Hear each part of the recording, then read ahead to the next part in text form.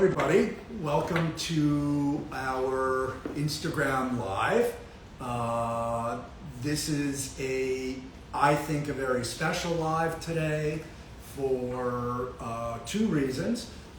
First, the topic is perhaps my favorite topic of all time about anything. And second is that we have a guest with us, Julia Riley, who is actually a part of the LAFCO family. Julia's role here is to manage our key wholesale accounts, Blue Mercury, Bloomingdale's, and some of our other accounts. But Julia is really very knowledgeable and passionate about all things LAFCO, and has wonderful ways of explaining things. So I thought it would be fun to have us both here to talk and to answer your questions. So as always, we have a small presentation, which I'll get through as fast as I can, and then we will open it up to questions that you submit that you would like answered. So the topic that I am most passionate about is bar soap. So for anybody who's not interested in bar soap, you can leave now. Don't me. You don't want to hear about it. Because the next 10 minutes is all about bar soap. And then we are also going to take some time and talk about our hero candle fragrances. So, why do I love bar soap so much? And what's the DL? The younger kids say. What's the down low? Or I think on what makes LAFCO so special. I want to say one of the reasons that I'm so passionate about bar soap is that many of you know I started LAFCO 34 years ago, and 30 years ago, the first thing I ever did was make a line in a joint venture with a Portuguese company called Klaus Porto. And I have been making soap and selling soap, and bar soap has been a part of my life for a very long time, and it's just something that is really important to me. I think at the outset, I want to say fundamentally, you can get a better cleansed and a more hydrating cleanse with a bar soap than you can with a liquid product. And number two, one of the beauties about bar soap is it is 100% biodegradable. It's 100% natural. There's no preservative in it. And there is no plastic bottle that winds up in either a landfill or a recycling center. So even just that is an important distinction. But let me say something, and I'm going to say a lot of fairly extreme things, which may sound perhaps unbelievable. Anybody who doesn't really believe some of the things I'm saying, I encourage you to Google some questions or ChatGPT some questions. I made a couple of slides that Taylor has. If anybody's interested in looking at these slides, just DM us and we'll send them off to you. But essentially, the way soap is made is you engage in what's called saponification. And if something is not saponified, it cannot legally be called soap. And throughout the last 1,000 years, soap has always been made, saponified, with beef fat. And the way you make soap is the way you saponify is you combine acid and fat. And the acid breaks down the fat. It turns the fat into a tensoactive molecule, and you get soap. So, the richer and better the fat, the better the soap. Okay? So, for 1,000 years, soap was made with beef fat. In the early 2000s, the idea of using animal byproducts to make cosmetics was poo-pooed and became out of vogue. And every soap maker in the world scrambled to find an alternative to tallow. The major soap companies, Procter & Gamble, Unilever, what have you, they came to the conclusion that there really is no substitute for tallow. And so what they did was they invented a synthetic animal fat. And that's why if you go to a store and you read the labels of Palmolive and Camay and all of that, it is not soap. It's a cleansing bar because it's not soap. The rest of the world decided that they would make soap out of either coconut oil or palm oil. And I'm here to tell you that coconut and palm oil make terrible, terrible soap. This is one of the things that I think I was most shocked to learn. I mean, absolutely terrible soap. Because coconut oil has great PR. It does. If you enter a query, say, is coconut oil soap good for my skin? The answer will be no. The answer will be it contains limited amount of polyunsaturated fats. It destroys the lipid barrier on your skin. It leaves your skin squeaky clean, which is not something you want your skin to be. Mm-hmm. And it reduces TEWL, transdermal moisture loss. Okay? So this is why 25%, yes, 25% of the American population say that they suffer from eczema. They don't suffer from eczema. They suffer from chronic dry skin because they're using coconut and palm oil-based soap. So, LAFCO soap. Our soap is made from 75% olive oil. Google benefits of olive oil soap, and you will see that it increases TEWL, transdermal moisture loss. It does not destroy the lipid barrier on your skin. And it aids in the slip and the glide of the soap and the rinse off of your soap. Another great query is, give me the names of companies who make olive oil soap. And it comes up with 0.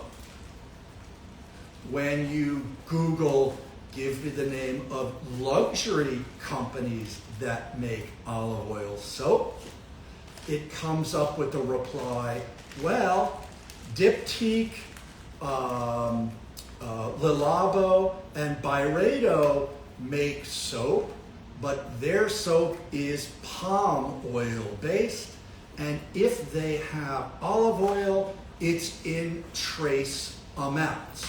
So the other very extreme thing I'm going to say is There is no other company in the United States making olive oil soap.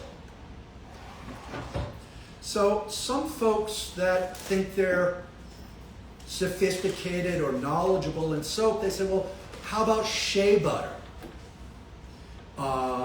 I see a lot of companies selling shea butter soap. Okay, so let's talk about what shea butter is and how it's used in soap. In soap making, after the soap is made, this is what soap looks like after it's made. It's made in huge vats, and it hardens up, and then it's ground up into soap noodles, okay? Because they look like dry macaroni noodles. The next step in soap making is milling. Triple mill, French mill, luxury mill, quadruple mill. It's all the same thing. It depends on what copywriter is romancing the text. If anybody has ever made homemade pasta, you run it through this crank machine with 3 drums, triple milled with 3 drums, and so you load your soap noodles into a milling machine, and it rolls through these drums, and this is where you add anything that you want to add to your base soap. So if you want to add fragrance, add it. If you want to add color, add it. You want to add oatmeal, add it. If you want to add shea butter, you add it. If you want to add argan oil, you add it during the milling process. So, what is shea butter soap? Shea butter soap is soap where shea butter has been milled into the soap during milling. LAFCO does not use shea butter. We use argan oil. Why? Because argan oil is better for your skin than shea butter. You measure the quality of an oil. Why is olive oil a superfood? Why is almond oil a superfood? Because they have high levels of oleic and linoleic acid, omega-3 and omega-6 fatty acids. So you measure the quality of an oil based upon the level of omega fatty acids in the oil. Shea butter has limited omega fatty acids. Shea butter is dense and waxy, and basically it's added to coconut and palm oil soap to counteract the drying effect of the coconut oil soap. We alternatively add argan oil because it increases the moisturization level of the soap. It increases the glide of the soap. And it just makes for a soap that is better feeling. Okay? So why do people use coconut oil and palm oil instead of olive oil? Cost, primarily. And number 2, coconut oil soap is harder than olive oil soap.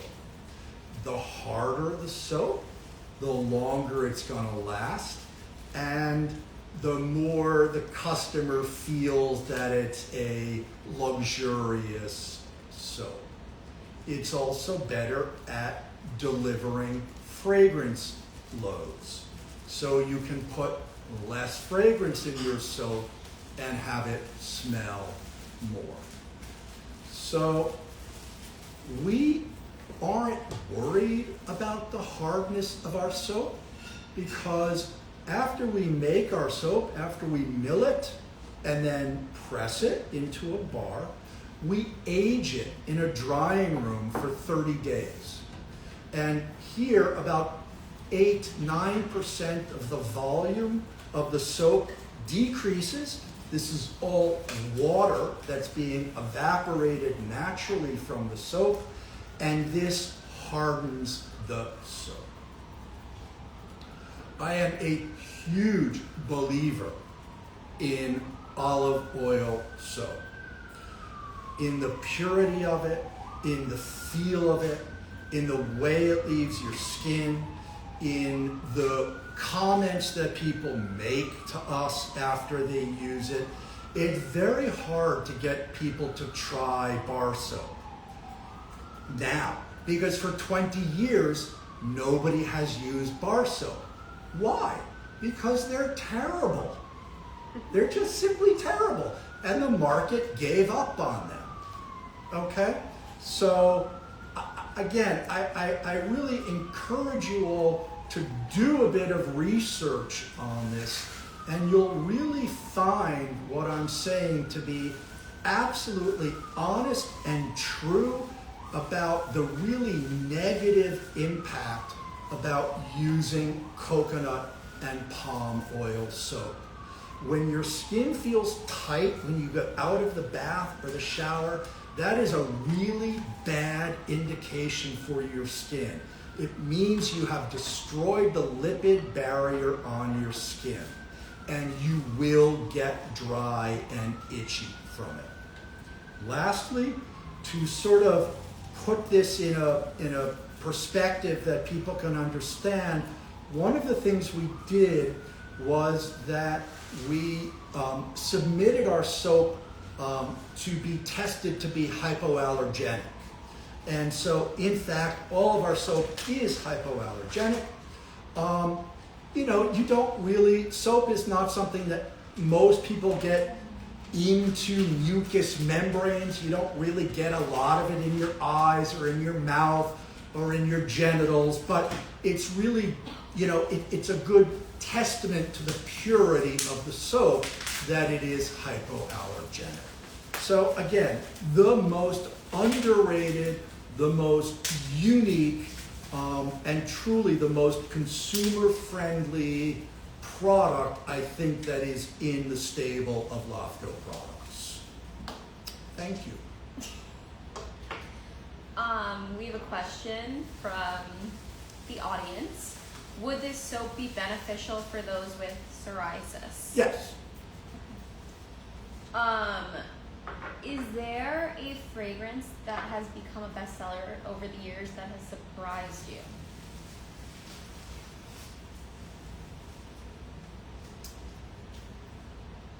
Gardenia. That's what I would say. Gardenia. Yeah. Gardenia. Gardenia is like such an, it's kind of like such an old lady fragrance. Old lady fragrance. And when I say gardenia, I see people's eyes glaze over. And then I say to them, but ours is fresh cut gardenia. Ours is very watery and stemmy, and it's almost like an ozonic floral as opposed to a big floral. And it is very surprising to me. Sorry, I missed one thing on soap. I really apologize. You all can put your fingers in your ears again. It's really easy for those of you who want to do this. It's really easy to read a soap ingredient label. There is something called CTFA. It's an international organization, and it has specific cosmetic naming rules that we follow. So when reading a soap label, it's really very easy. The first ingredient in our soap is sodium olivate. Olive oil. Soap derived from olive oil. The first ingredient in others is sodium cocoate. Coconut oil soap. Sodium palmate. Palm oil soap. Sodium palm kernelate. Palm kernel oil soap.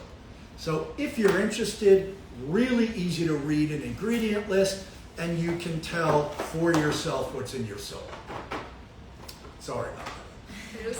I know I've been ruined since like learning from John and working here, because now anytime I'm in a store, I pick up any soap labels and I'm reading them for the ingredients, or if he's taught before, like the knocking on soy candles, that's all I do when I'm shopping now. I can't stop. I will actually, this is off the radar and I'll probably get in trouble, but I'm doing it anyway.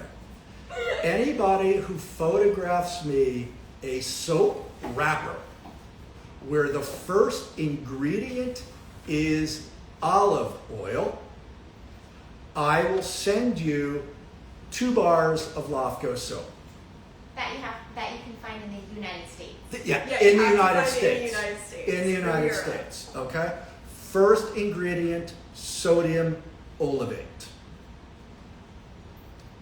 Challenge is on. Challenge is on. Yeah. Okay. You got that, Taylor? Yeah. I'm writing it down. Do you guys think a dish holder for the bar soap could be a potential product in the LAFCO future? You know, we designed a dish soap and we were about to buy it and we just thought to ourselves, are people really going to buy this from us? And we were unsure, and I've told you all so many times, we try not to engage in things that are just going to accumulate dust for us because we're a small company, and if we waste a lot of money on stuff that just isn't really resonating, it means we can't spend our money on something else. So yes and no, and yes and no. I feel like compared to our like hand care sets and the trays for the liquid soap, like that's specifically designed for our bottles, but with a bar soap you can kind of put that on anything that you're finding at Home Goods or wherever, so it's kind of a different situation. Julia, I know John introduced you, but can you give us a little synopsis on what you do at LAFCO? Well, where to begin? What I'm hired for Yeah, sure. is to manage our key accounts in the wholesale world. So really Blue Mercury has been my biggest job since that's one of our biggest partners, but we also have wonderful partners in Bloomingdale's and Nordstrom. I also help with international sales and take on a bunch of other activities in like our brand marketing and creative stuff because I insert myself everywhere, which is something you can do in a small company, which is really cool. And they've allowed me to be so opinionated. So, you know, special projects. I also do a lot of educating, which is really cool. When I first started, you know, we have so many stores with all these different teams and they're out selling our product, and you want them to have all of the tools possible to be able to sell LAFCO and love LAFCO as much as we do. So John and I would tour and I'd listen to him and gained a lot of knowledge. You know, I've been let loose by myself, so I do a lot of education. So yeah, I get to wear a lot of hats here, which is one of my favorite things. I think Julia's one of the reasons why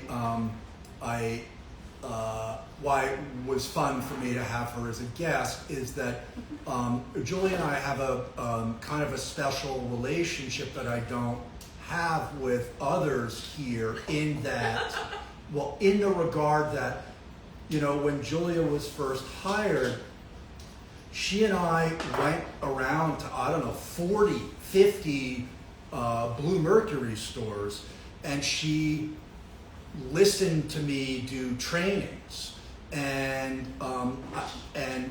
repeatedly so many times, and then slowly I kind of handed the baton over to her and listened to her and coached her in the areas where I thought she needed coaching. And so Julia's really, you know, everybody here has their specific strengths.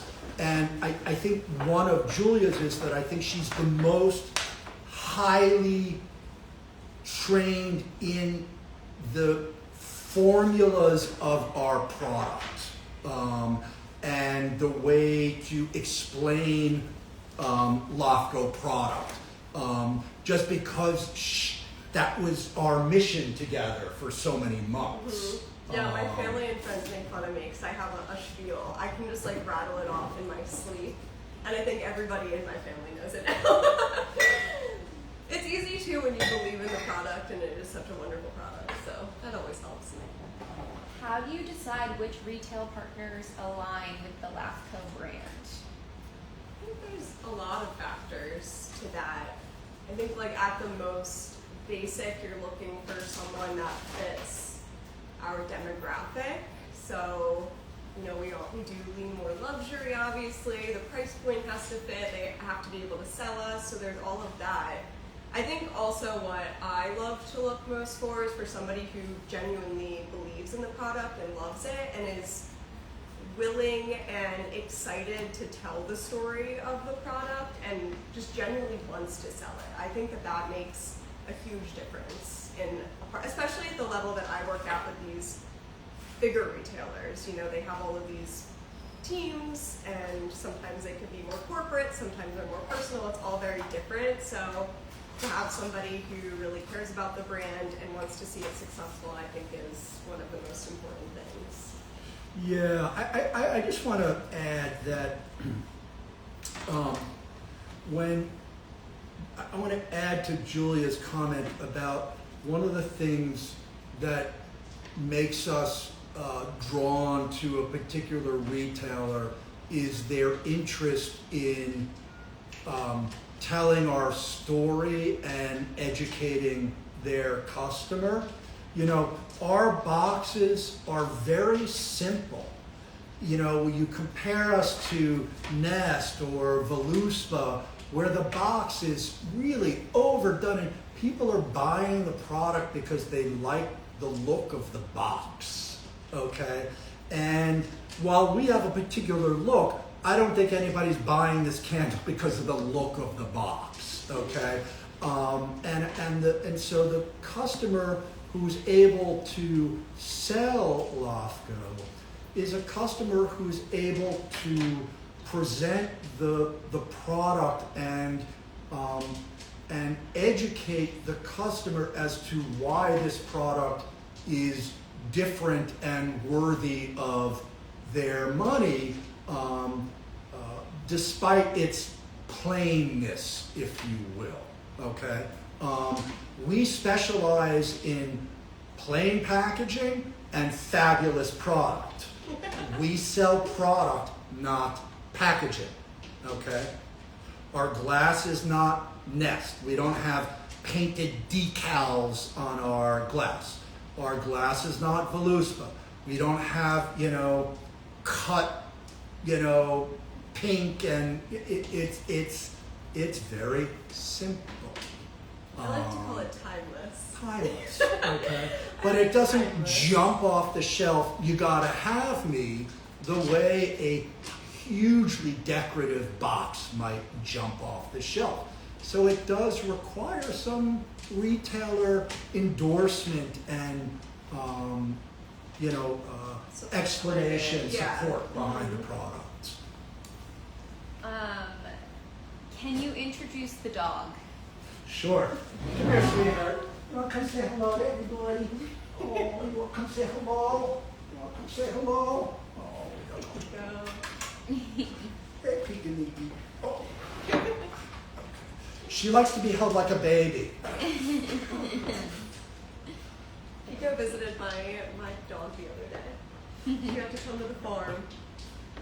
All right. Next question is, why can't we get the shampoos and conditioners that we find in the hotels that are so amazing? You can get them on our website. Mm-hmm. Pink Paradise. Pink Paradise. Are they talking about amenities? Like not Pink Paradise? Is it Maybe. Marine and Champagne? But maybe perhaps? now they can get Pink Paradise. Oh, you can absolutely get Pink Paradise on our website, made by the same fabulous company that makes our liquid soap and our hand cream. Love this company. Started in the late 60s by a gentleman. His daughter now runs the company. They are an EcoCert natural company in Bologna, Italy. And the Colony Amenities formulation is really fantastic. It's a blend of herbal ingredients in thermal water. So it has a lot of mineral things to put on your skin. And they're absolutely wonderful formulas, and the fragrance smells great in them. Is there a scent that you guys would recommend to someone who's discovering the brand for the first time? What's your go-to? Sure. So many follow-up questions. You wanna, what do you think? I think I jump to chamomile, lavender, or champagne. Those are what I always go to. However, I know most loved is Faux Bois. I always ask the gender and the age before I answer that question. So my rundown is guys younger than 40, Cian Dune. Guys older than 40, Faux Bois. Women younger than 40, Midnight Cactus. Love Midnight Cactus. Women over 40, Fresh Cut Gardenia. Is there a dog shampoo in the future? There is not a dog shampoo. However, Sure. please feel free to use our liquid soap on your dog. It has been used many times on dogs. I have witnessed it. It's been used many times on babies. I have witnessed it. And it's dog shampoo has the same stuff as people shampoo. I'll peek over. You tried it? Yes. She endorses it. She's a Pink Paradise stan. She's a Pink Paradise girly. How do the wholesale relationships that Julia maintains influence or inspire future product development at LAFCO? Not very often. We don't really take a lot of advice on what to do and what to make. We do often, or sometimes we do bounce ideas off of our retail. What do you think about us doing X or Y? Which is basically kind of a sly way of saying, if we did this, would you buy it? Trying to plan. Yeah, but so recent example. We've been on and off the fence for years about doing a Hanukkah candle. And last year, we all wanted to do a Hanukkah candle for last holiday. And we weren't sure what the market would be for it. So we asked a bunch of our customers. And one of them was Bloomingdale's, who she was over the moon, flipped for this idea. And after that meeting, we pulled the trigger on the Hanukkah candle. So that's the way it normally goes. We'll bounce ideas off of. I think too, we're always having conversations, whether it's the key accounts or our specialty independent partners who are such a big part of our business, whether we're at markets or just, the personal relationships that we have with them, and always taking feedback and ideas, and then oftentimes they manifest into things that we put out there. Do certain scents or products tend to perform better in wholesale? Ooh. Certain products tend to perform better on our website. We're not sure why. I have an idea why. My idea why is because, listen, most of our customers are repeat customers. Once you burn a LAFCO candle, they're different. And once you try the bar soap. Or once you try the bar soap. We sell a lot more bar soap on our website than we do at retail. Once a customer tries our bar soap, They come back and they order it for their mother and their friends and their kids and what have you. We sell more 3-wick and 4-wick candles on our website than we do at retail. Why? Because they're returning customers and they are LAFCO, they know LAFCO and they just want bigger and more and better. Mm-hmm. They know the value of LAFCO. And I think just overall, our web customers are just more informed and consumers of our brand and want things that the general public, of course we have repeats there, but the ratio is different. Yeah, when they're coming to the LAFCO website, they know typically exactly what they want or what the options are. Or a lot of times I think in our retail partners, there's like an element of discovery when they're going in there and they're shopping so many different brands, whether it's online or in store. So just kind of like a different level of intent, I guess. Yeah. What products do you both think is the most underrated LAFCO product? I know what John's gonna say. Yeah. Mine's the bar soap. I guess I down. would say the same. Like they're really, it's just one of those things that you don't really think about, and it seems like such a small, kind of inconsequential product, but it's really very wonderful. if second to the bar soap, not quite as unique, is our liquid soap. The same theory holds on liquid soap. Liquid soaps, they're not really soaps. We loosely call them soaps, but you learned in the beginning of this, if they're not saponified, they're not soap, okay? So the big companies call them body wash or hand wash or something. We're a little bit looser. We call ours liquid soap. But again, the same theory holds. Up until and still, many companies made their liquid soap with SLS or SELS, sodium lauryl sulfate, petroleum derived, linked to breast cancer. Only mass market folks are still using SLS. Luxury products have moved to coconut oil derivative products. Coco-metapropylbutane, coconut oil. Cocoa-acetaminophthalate, coconut oil. We at LAFCO, as you know, are not big fans of coconut oil.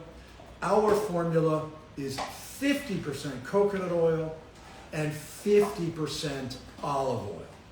So if you're not ready to take the plunge to bar soap, you're still afraid of bar soap, and you want to try something LAFCO that's different, try our liquid soap.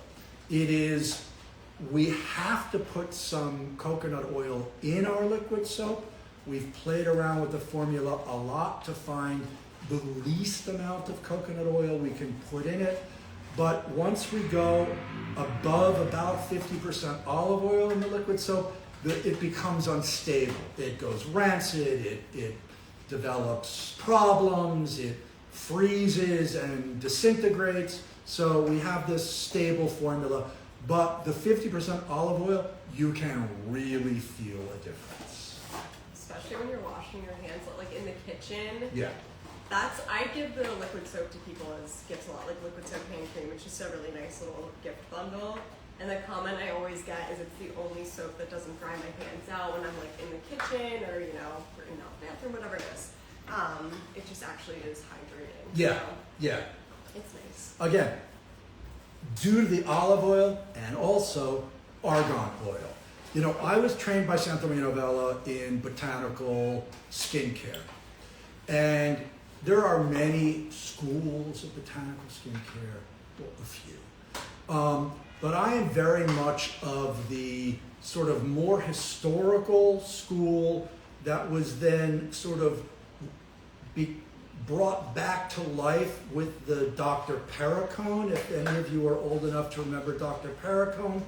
And Dr. Perricone really talked about omega fatty acids and the use of oils in cosmetic products that contained high amounts of essential fatty acids. And so when I do a formula for body care, for me, it's about the oils that the components that the product is made from. I mean, when you read some of these labels and it says, that it's got, I don't know, echinacea and this and that, according to the CTFA, you have to list your ingredients by the volume that they represent in your formula. Okay?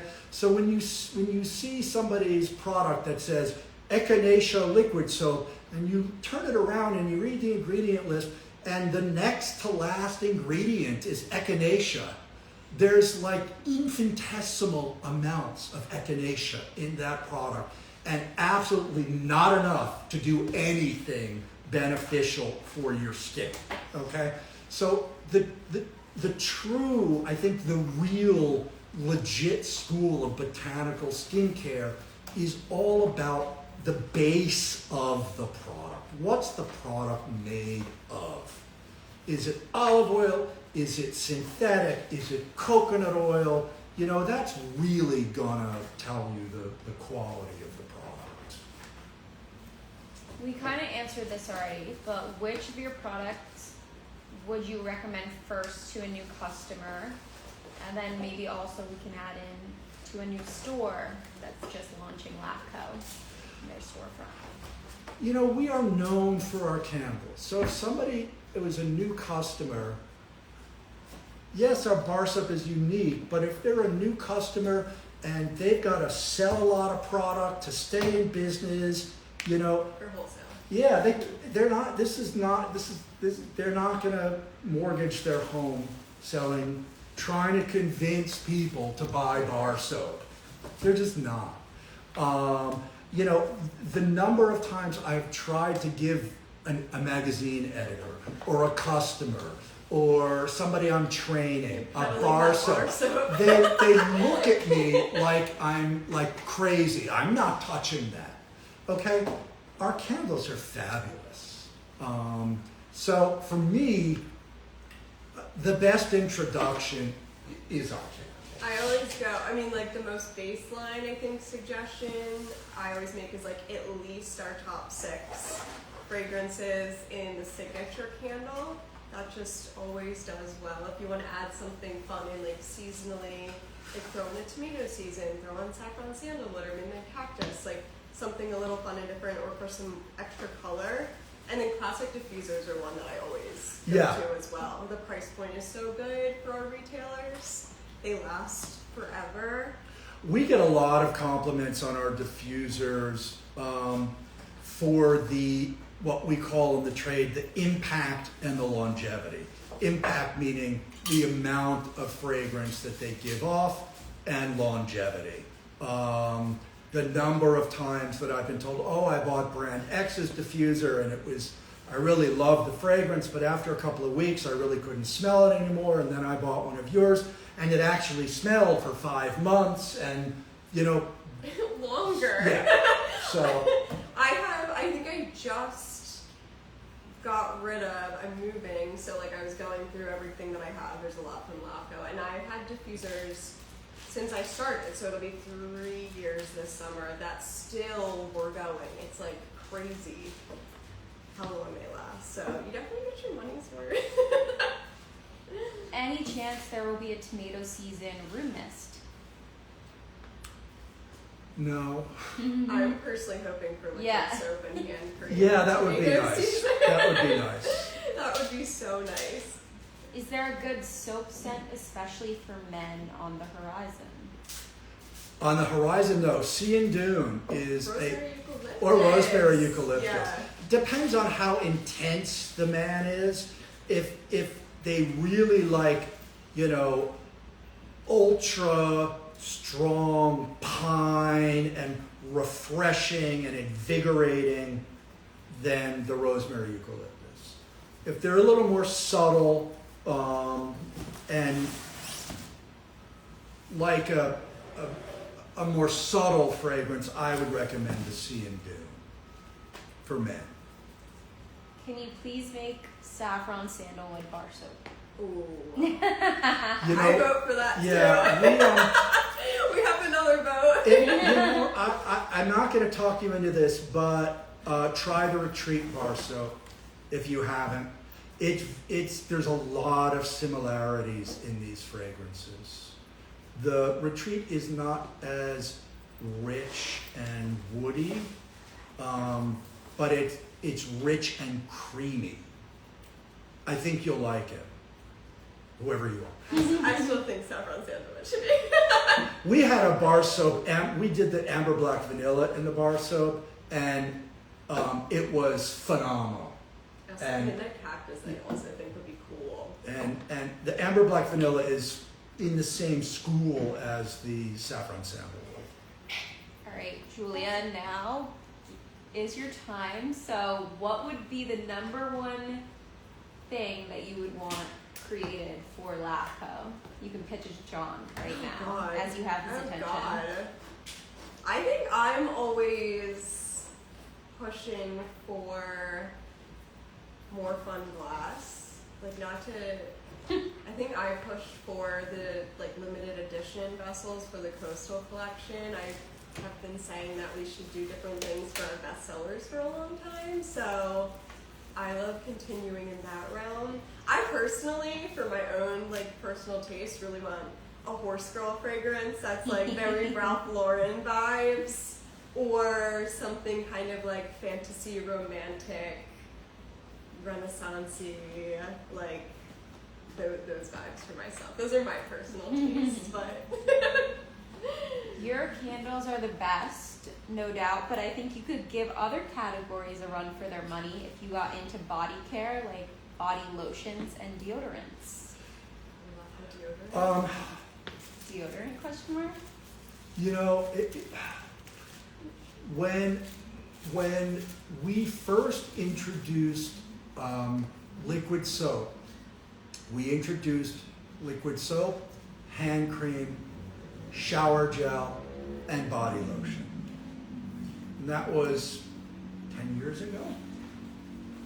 And we threw about half of it away after 2.5 years because it's a natural product.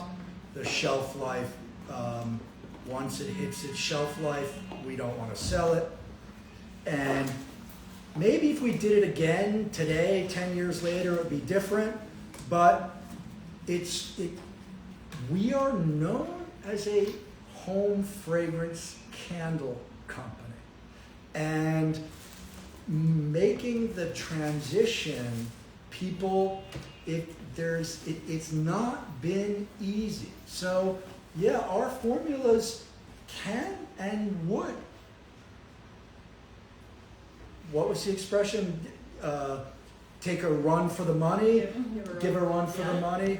But getting our customer to say, well, LAFCO makes great candles. I guess they would make. It doesn't translate that easily. I also think such a big part of our business is the wholesale side, and those categories I think are much more difficult to sell in the types of retailers that we're in. So for it to get legs to be really successful overall in our business, that presents a challenge as well. I'm also, listen, I'm going to say something, and I mean this very sincerely. Let's go back to coconut versus olive oil for a moment. One of the things you'll learn if you do some research on coconut oil is that the bubble is different. Coconut oil produces a very large bubble. And the qualities of this bubble are it's very hard, it's very aggressive, it's very grease cutting, it's lipid destroying, but it creates a large bubble. Olive oil does not create large bubbles. It creates white, creamy lather. If you did an interview out on the street and asked people whether they thought large bubbles meant that the product was good, they would say yes. The more bubbles, the better the product. And now that you're a bit more educated than before, you now know that large bubbles means bad product. And we had one of the reasons that our shower gel didn't really move is because people didn't think it was a good product because it didn't create a lot of bubbles. And somehow between Mr. Bubble and the other advertisers who've been out there, they've ingrained into American people the idea that squeaky clean skin is good and lots of bubbles are good.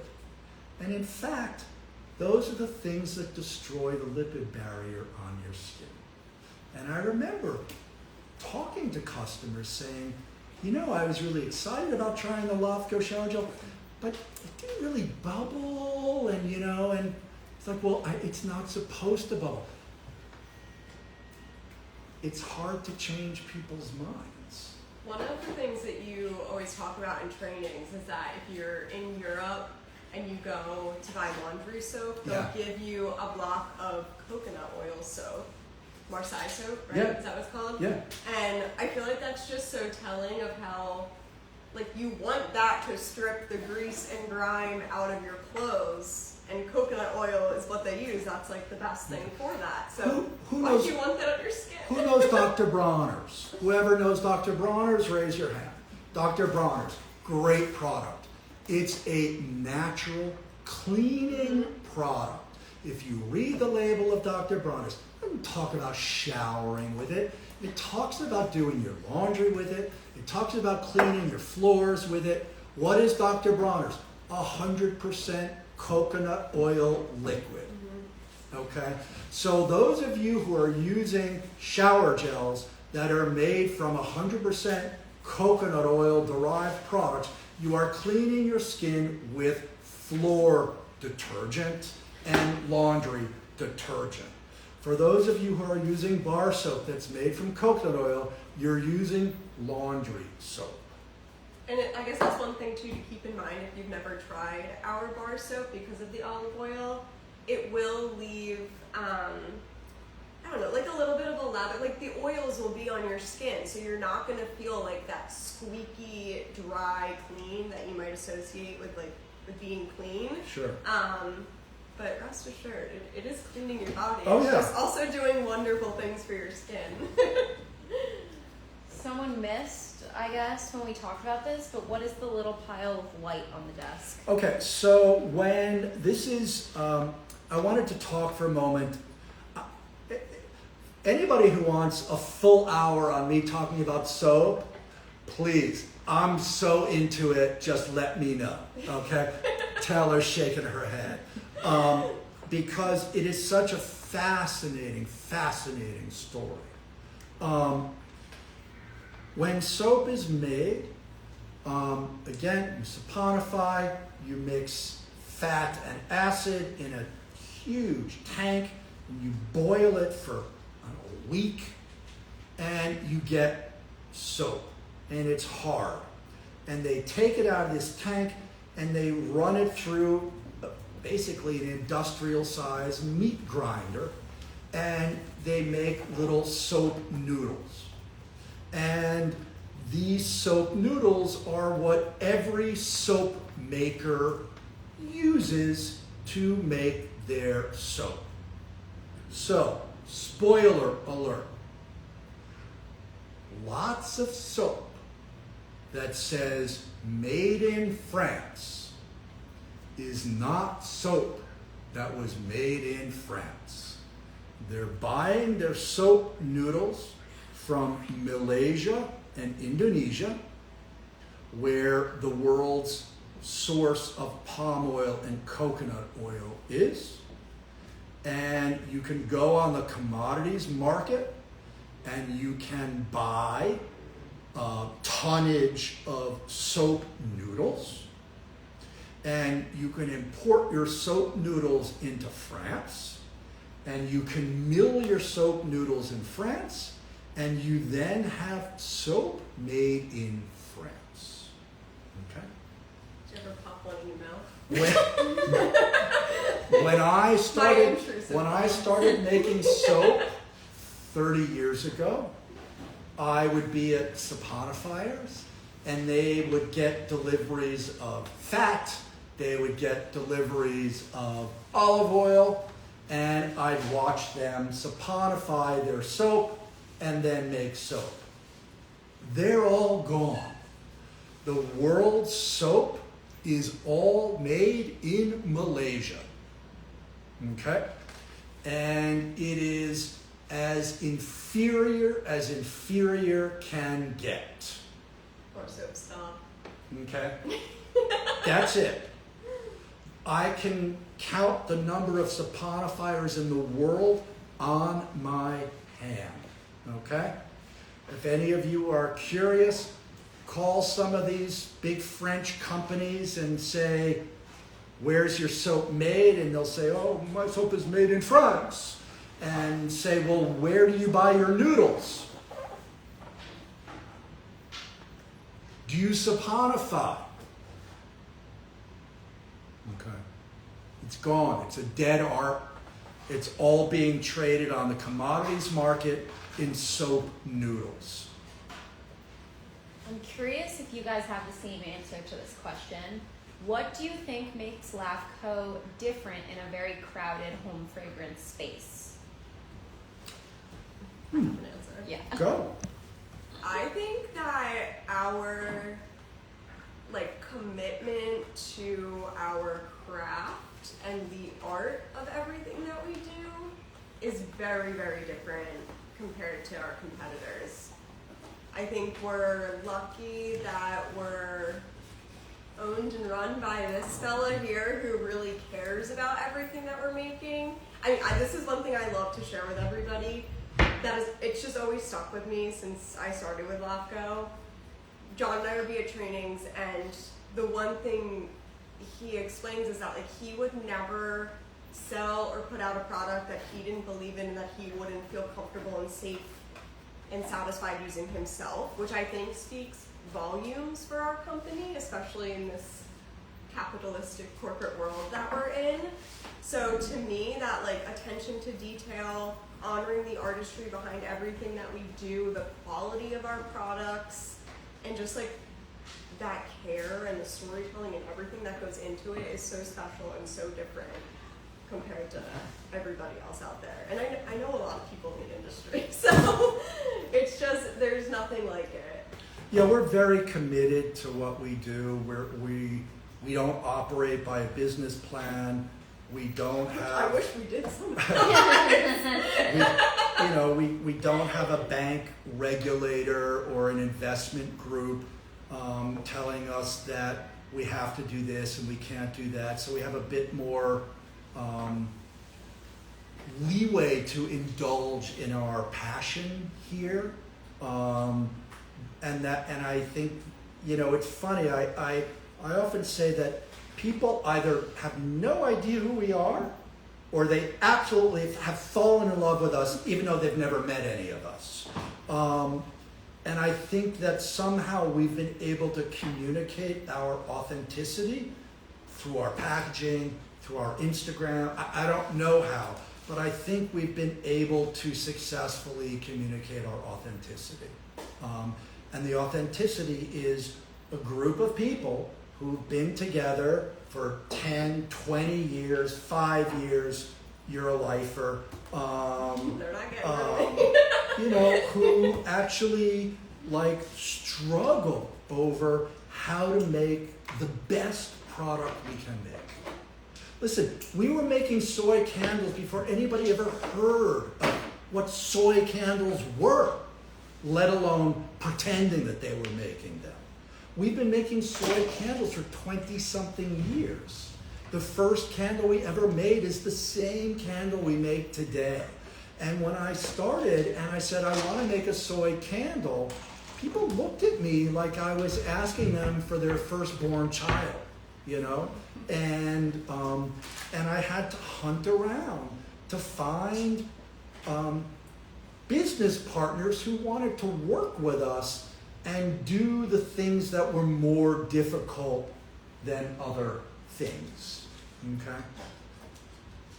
To end the live, we're going to ask our special guest a question. What is your favorite part or best memory of working at LAFCO? Oh my god. I don't even know if I could pick a favorite memory. I'm here once a week. I live outside of Philly, so I train in here, which people always ask me, like, oh my god, how do you do that? Like, that's a long commute.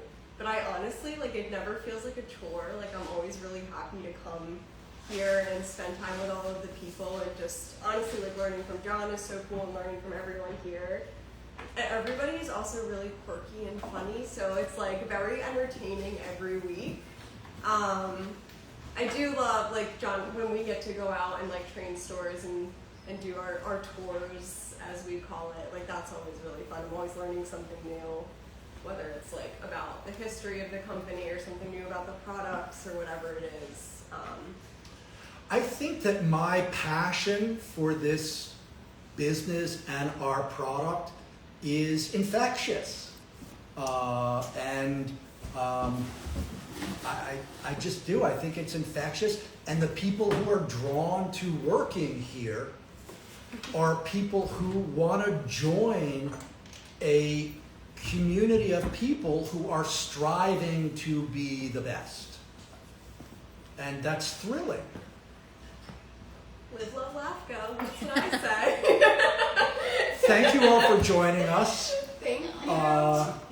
And were we doing something for we're doing gardenia Samples. Yep. Oh, it was okay. in the chat. Great. All good. Don't forget. We were yapping. Please don't forget the bar soap label challenge. Okay. Bye. Bye.